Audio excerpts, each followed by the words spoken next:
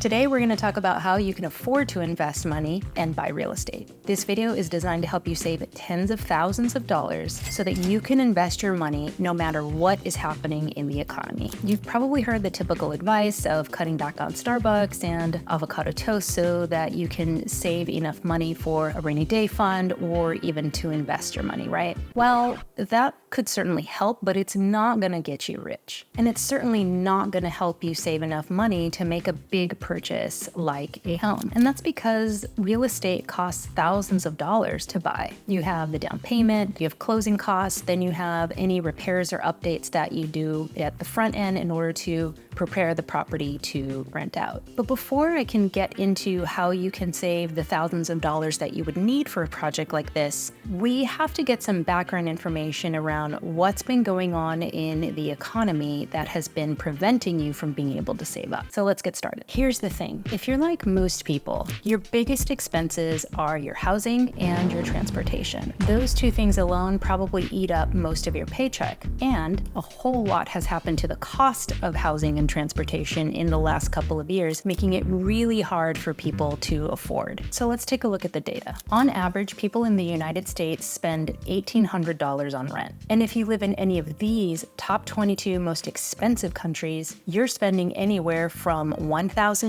to $3,000 a month. And that's just an average figure. However, looking at flat rent prices is only telling part of the story. Based on these data, the fair market value for average rent of a two-bedroom home has increased 3% a year for the last 10 years. The other thing that these data show is that wage inflation, that is the increase in wages to account for these increased costs of living, hasn't kept pace. So that means every single year, people are spending a higher percentage of their take-home pay on housing. The increase in rent prices has gone up at an alarming rate across the globe. These data here and here show increase in rent prices around the world in double-digit percentages. Countries in the European Union, for example, saw an increase of 16%, but some individual countries saw more than 100% increase during that same time period. And there's a pretty similar story when we look at the cost of car ownership.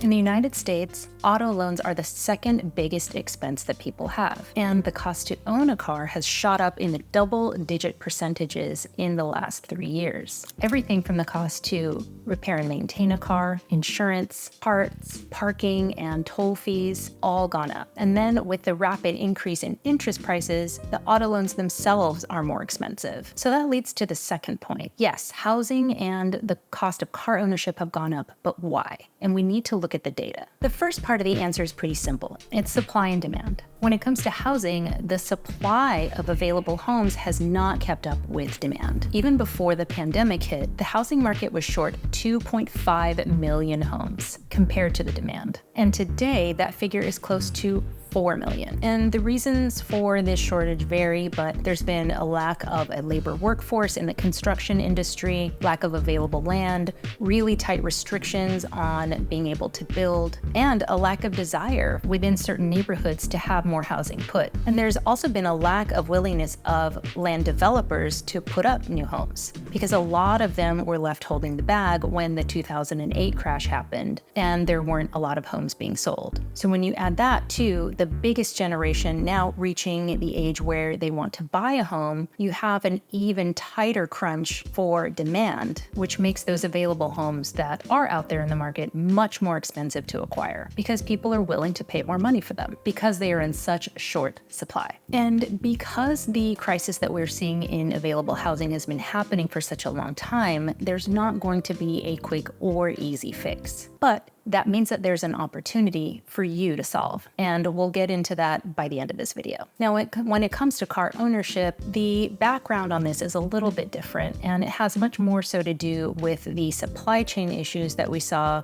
happening starting in 2020 that made it difficult to produce new cars. So then used cars became much more attractive and people started buying those up. So then they became less available, and those that were available became much more expensive. Again, a supply and demand issue. issue. But when you factor all of this in, prior to 2020, car ownership cost about $800 a month, and now it's just over $1,000. So when you add up the average cost for rent, which is about $2,000, to the average cost of owning a car, which is about $1,000, people are now spending roughly $3,000 a month just for housing and transportation. Now imagine being able to cut those costs out completely. You would have $3,000 a month or $36,000 a year that you could then put toward an investment property. Well, if the average price to buy a home in the United States is around $400,000 and you did a 3.5% down FHA loan plus closing costs, you would need about $15,000 to $16,000 to buy a home. If you have the $36,000 saved, that means each year for 2 years, you could buy an investment property. So now let's get into how you would do that. And what you need to understand first is the concept of assets and liabilities. An asset is something that puts money into your pocket, and a liability is something that takes money out of your pocket. So when you have a home that you pay for and a car that you pay for, they are not assets, but they are liabilities. So the game we have to play is to turn those liabilities into assets. And there's a few ways that you can do them, and that's what I'm going to talk about next. And it's important for me to say that I'm not just preaching. I actually do this. So I know that it works and I know that it's possible. Okay, so one way to get rid of your housing costs is to get housemates. And you could do that by renting out rooms in your house. You could convert unused space into living space, such as an attic, a basement, a garage, or even an accessory building that is already on your property. Or if you don't even own a home, if you live in an apartment,